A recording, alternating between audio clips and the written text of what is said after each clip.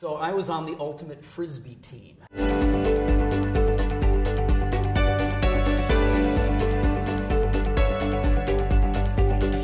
Hello everyone and welcome back to Passion Sundays, the best way to end the week and start another. Our guest today is one of the most passionate, engaging speakers and experts in the world when it comes to customer service and uplifting service. He's a New York Times bestseller with the book Uplifting Your Service. Our guest today is Ron Kaufman. Ron, how are you? Pleasure to be with you. Thank you. I'm good.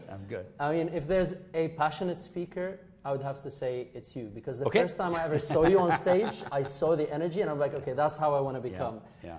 What's the secret to all of this passion?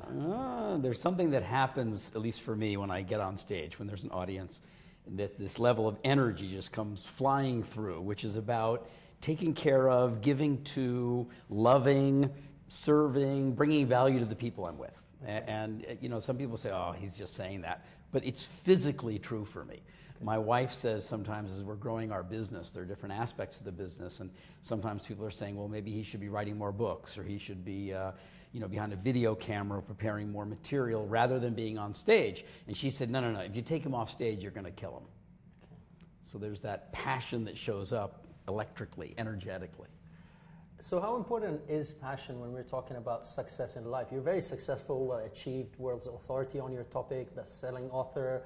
I mean, I'm sure this came from a lot of passion for what you're doing. How important it is for people to have passion to succeed? Let me query back from it. What exactly do you mean by passion? You're the passion guy, right? It's Passion Sunday. What do you mean when you say passion? Passion for me is that drive and energy when somebody, as you said, the minute you're on stage, something comes up. That's what I call passion. It's that never-ending source of energy that comes up when you're doing what you really love or what you're passionate about. So is your sense of energy then that kind of passion, that kind of high energy, driven, motivated, inspired, aspirational? Is that what you mean by passion?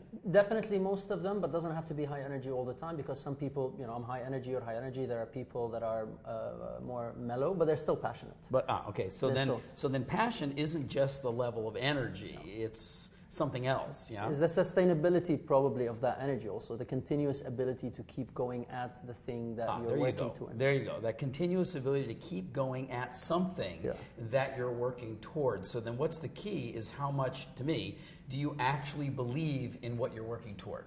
Okay. Right? Now, sometimes people, especially early on in a career, say, I'm passionate about getting that new car. Yeah. Or I'm passionate about getting my book published. It's more like something I want to achieve, but you can be passionate about it because it's something that really matters to you.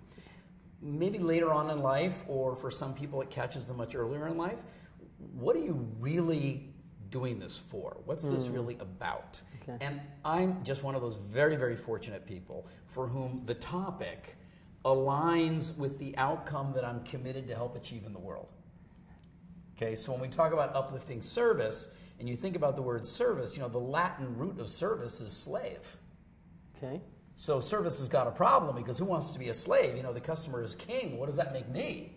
The lowly guy, right? And it's one of the reasons that some people say, I don't want to be a service provider. I want to be a professional, as if a professional is not a service provider. Right? Okay. So when I say uplifting service, I not only want to improve the quality of service that people get as customers, and that's the whole corporate customer service domain, but I also want to have the experience of serving one be uplifting for the service provider. Right? So it's uplifting service. And then the third is to uplift the dignity of the whole idea that all of us are here to serve each other. I mean, why else are humans here on the planet? None of us can be here alone. We need to grow up with each other and take care of each other. And so for me, that's uplifting service. I love the angle you brought, where you actually have to give to be able to get, and you have to serve to be able to be served internally. And bringing that back to the word passion, actually talking about Latin, the word passion comes from Latin word passio, which means suffering. Passion of the Christ. Yes. So something about which you are so called that you're willing to struggle, to sacrifice, to commit, right? And then if you see the beauty of its purpose, then the energy comes and we can call it passion. Yeah, exactly. Okay. So talking now about customer service is pretty much, I love how you positioned it nicely, but it is pretty much a tough topic, because as you said, it is about enslaving in a way if you do it with love, it doesn't feel like enslaving, but being able to service so much when the person on the other side is not appreciating and giving you feedback that you like, especially with industries like hospitality and other industries that are based on providing continuously with that service, with a smile, how can one keep that energy and that passion and that smile and engagement? Yeah. Because even if you love it, you would get drained after a while. There's wear and tear. Yeah. Right. Yeah. Especially as you say in something like a hospitality business or being a bank teller or someplace where there's high volume and not everybody's in a good mood. Yeah. Right? So then I think it really speaks to why are you really doing that with your life? I mean, if you're doing it to make enough money to put food on the table and you'd really rather be doing something else, then I hope that you are pursuing that other dream in your spare time, free time, becoming better and better at it so that one day it becomes more emergent in your life. Okay. But otherwise, if you're saying, well, I got to work on something, and I've got this job and I got a promotion and now I'm the supervisor or whatever, can you get underneath the transactional level of, did he smile back? Did I get a compliment? Did they appreciate me? Did that person make my day easier or worse? And get below that level to the more, what am I really bringing about here in the world? Do I have the opportunity to touch other people's lives in a way that when they go on in the rest of their day, they'll be lifted up a little bit and not count it in such a tit-for-tat manner? In such a, well, if I do, you should do for me. In other words, don't keep score at that level. Work at a deeper level that says, the more I give, the more positive I bring to the world, the more I uplift other people, it's going to come around. It just may not come around in the way where I can, I can count on it right now. But it's going to come around. So I'm stuck in a job where I'm not really passionate or engaged or I love it. And fine, I see that I'm serving people, but it's not really what I want to do. I'm not sure what I want to do. How would you handle somebody like this who's in a customer service type of a setting? They're not very clear on what they want, but they're not finding the energy in where they are now. What's the best way for them to stay engaged? As you said, until they figure out what they want to do next. But for now, I've got to pay the bills. I've got a family to take care of.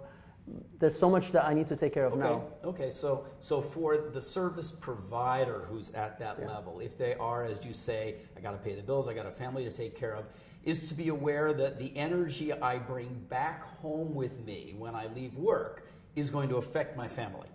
I love it. Right? So then how do I want to come back from work drained, a little bit exhausted? I left some of myself on the floor over there, so now I come home and I'm, that kind of guy at home. Or do I want to come home from work in a way where, I brought some good energy back? Okay. In which case, then the way I play when I'm at work, the way I engage there, I've got to invent a game that allows me to have a sense of, I'm here, I want to bring my energy up so that when I go home, I bring my best self home. How do I do that then? How do I interact with my colleagues during the day? How do I interact with my customers during the day so that my energy goes up, right? It's not going to work if you say, well, I'll show that customer, I'll beat that, I'll feel better and go home. Yeah. It doesn't work like that, right? Yeah. You've got to go home having made other people feel better so that you actually feel better. I love it. So it's basically about just you enjoying and what you're doing now until you move to the next thing. That's the challenge for the service provider. The bigger challenge, I think, is for the leader of the organization that has those people in it. In other words, what's that person's role? He can't say, hey, if you're not highly motivated, quit, because he needs the labor. True. He needs that person who may have some technical skill or other competency. But then can that leader cultivate a culture of uplifting service so that even though people may come to work not entirely inspired, motivated, ambitious about touching other people's lives, the culture itself provides that encouragement and that motivation. And that's really what the book is all about. Obviously, it's not just the book. We've got the master behind the book, and obviously the obvious solution is go get Ron Kaufman for that. So let's say somebody wants all of that. Yeah. Can't afford, not ready, can reach out to Ron. What's the one nugget you can say, you know what, if there's anything you can apply quickly to get that passion back into customer service, what would that be? Actually, given today's social, digital, mobile world, and I don't say this as self-promotion, I say this as a valid answer to your question, I say go to YouTube.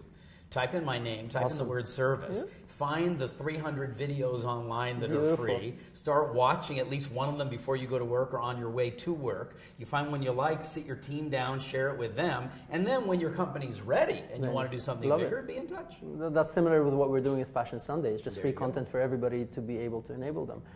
So now talking about how did you end up in the whole area of customer service? Was that a clear passion of yours from the beginning? And that brings back to people about the clarity of maybe I don't know what's my passion now, but would it emerge or do I need to be clear from the get-go?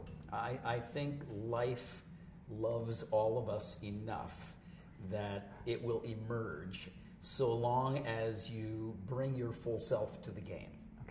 Okay, and don't say, I want to see it, I got to find it right now, because that's the kind of expressed frustration that kind of keeps it at bay. There's a certain amount of mystery and magic in life, right? Yeah. So in my case, for example, my grandmother taught kindergarten for 40 years, okay, in New York City.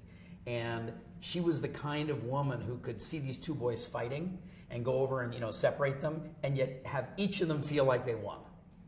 And then when their parents came in, to pick up the kids at the end of the day, she'd have each parent feel like they had the most amazing child on the planet. And, right? And, I looked at that and I learned from her, wow, every single person you engage with, you could engage in a way that leaves them feeling better about themselves, and that will then affect other people, right? Of course, she called it love. She didn't call it service, right? And then when I was in school, this body is not a basketball body, right? I'm not going to play football. So I was on the ultimate Frisbee team. And the ultimate Frisbee team was this sport where it didn't really matter how big you were. If you were good with the Frisbee, and I was. But the first rule of the game is called the spirit of the game.